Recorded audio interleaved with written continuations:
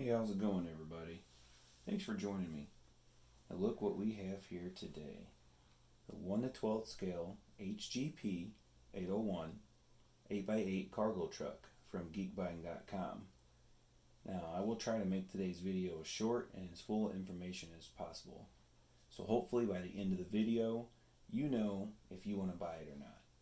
Now, I have a lot of information to cover. I took some notes to help out. So let's get started.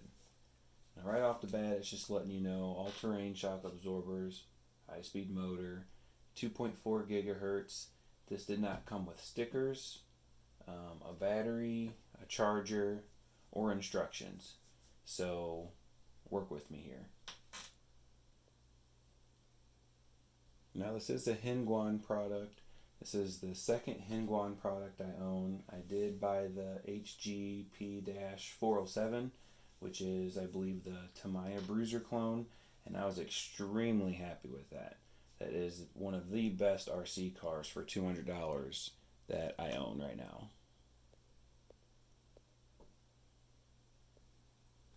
So here you see the HGP-801 cargo truck, and then here's the HGP-802, the tractor truck, which in real life it's called the M977 or the M983.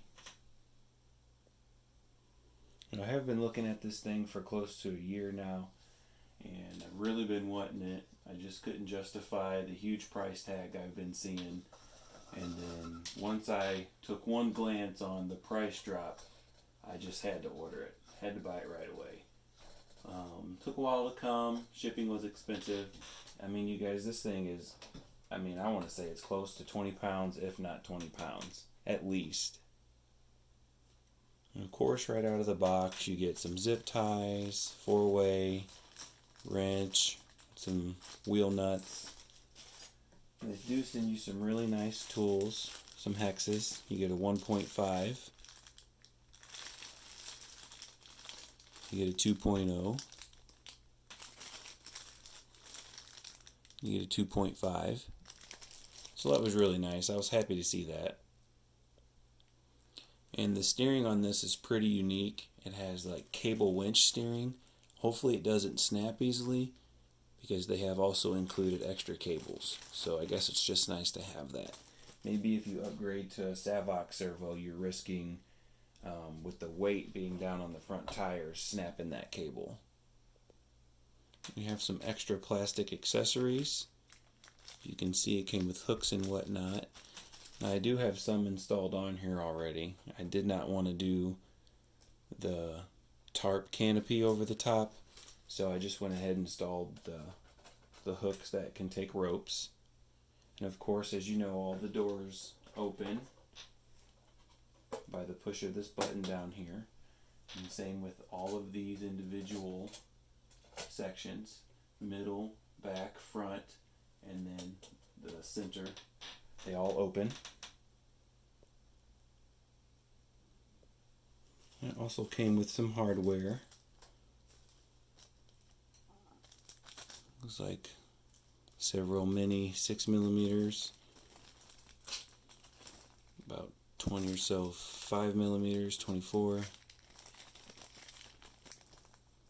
5mm, and looks like 2 8mm, and then 8 6mm. Now, I did have to install the mud flaps in the center and the rear, and I'm not too sure what all the other screws are for, so maybe I'll find out. And if you're familiar with Hengguan's products, this is a transmitter they use on some of their other RC cars, on, off, low, neutral, high, because this is a 2-speed transfer case. And then this is going to be your steering trim, of course, steering, throttle, reverse. And the controller is set up for, I don't know if you can see that, set up for 4-wheel steering up there. So I don't think you can use any of that. And of course, throttle reverse, steering reverse, and then your steering dual rate, and then your trim. Which it has 2 steering trims, so maybe one of those are throttle trims. And of course your bind button.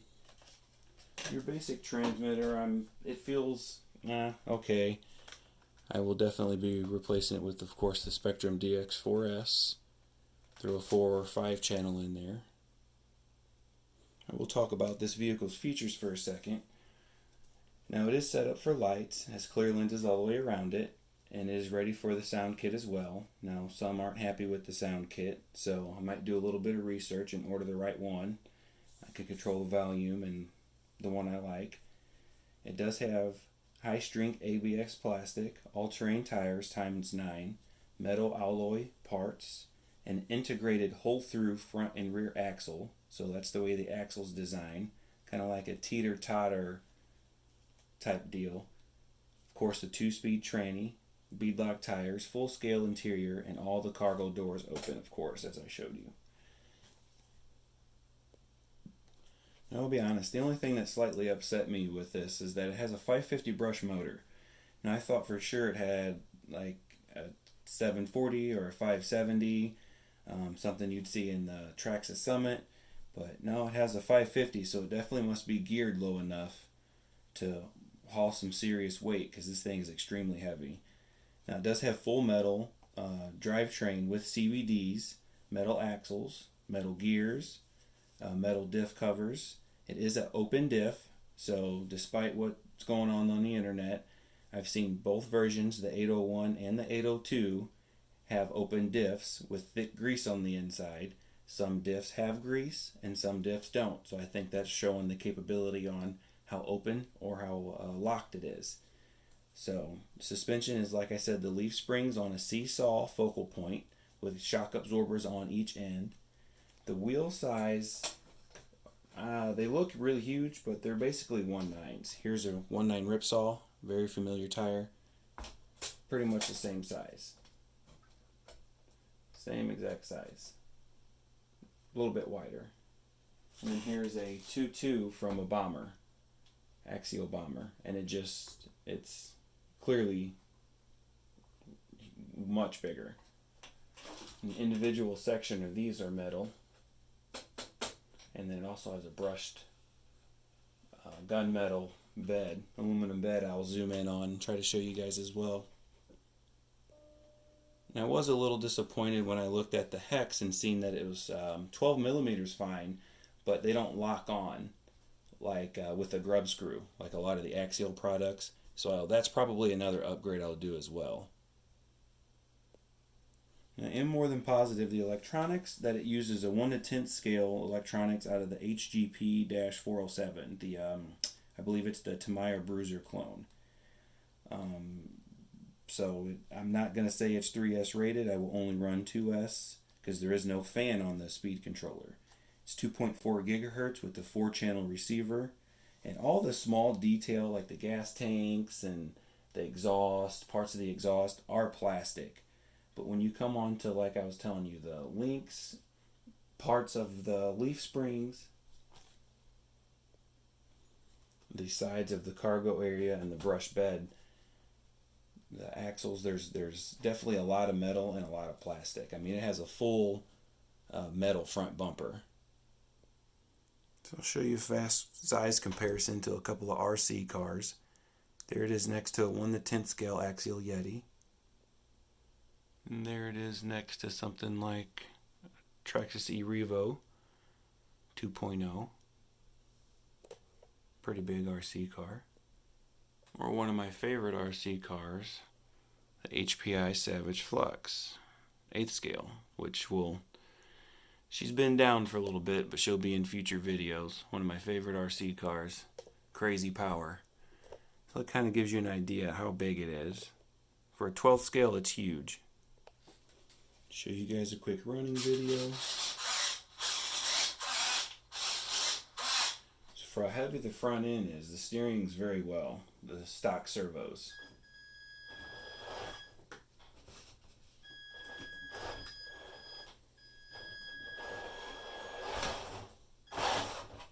Crazy amounts of torque.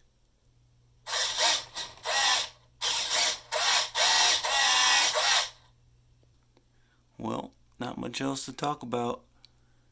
And we'll put a link into the description of this bad boy and the light kit. and the sound unit. Thank you guys very much for watching. Much more to come.